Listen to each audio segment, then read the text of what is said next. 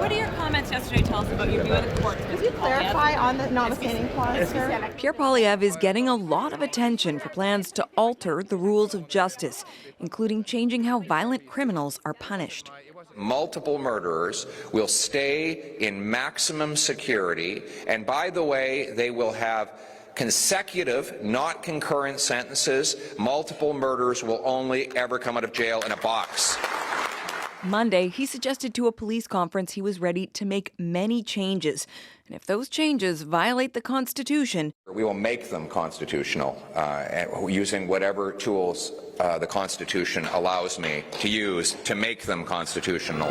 That tool is the notwithstanding clause, the override switch for all the other charter rights. Invoked by some provinces over the years, no federal government has ever used it.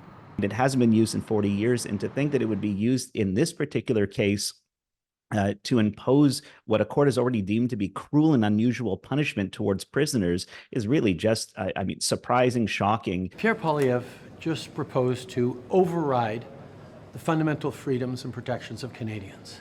That's not right, and it's not responsible. Poilievre argues democracy will act as a check. Democratically accountable to the people, and they can then make the judgments themselves on whether they think my laws are constitutional. He wouldn't say how often he wants to lean on that override switch. How often are you willing to use the notwithstanding clause to change? Instead of answering, Poilievre points to the Quebec City mosque shooter who killed 6 people. The Supreme Court ruled he couldn't face more than 1 life sentence. Poilievre would change that rule. It will be consecutive sentences, so it'll be 6 life sentences, and we're going to make sure that it is jail, not bail.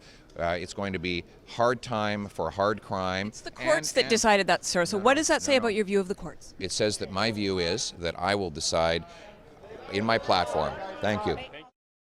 Okay, Catherine, a lot going on in Ottawa today. Can you help us make sense of where things stand now, starting with what we saw in question period?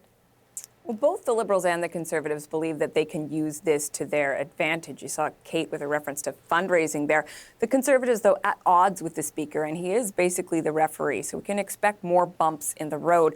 Remember that all of this started with a question about decriminalization. Thousands of Canadians are dying of overdoses, and yet political leaders are name-calling. In terms of Poilievre's justice policy, he tried to bat away reporters' questions today, but this is a policy he's likely to lean in on. He believes more Canadians are worried about crime than are worried about the notwithstanding clause. But there are serious questions about how fundamentally he is prepared to change the norms of justice in this country. Adrienne? All right, Catherine Cullen, host of CBC Radio's The House in Ottawa.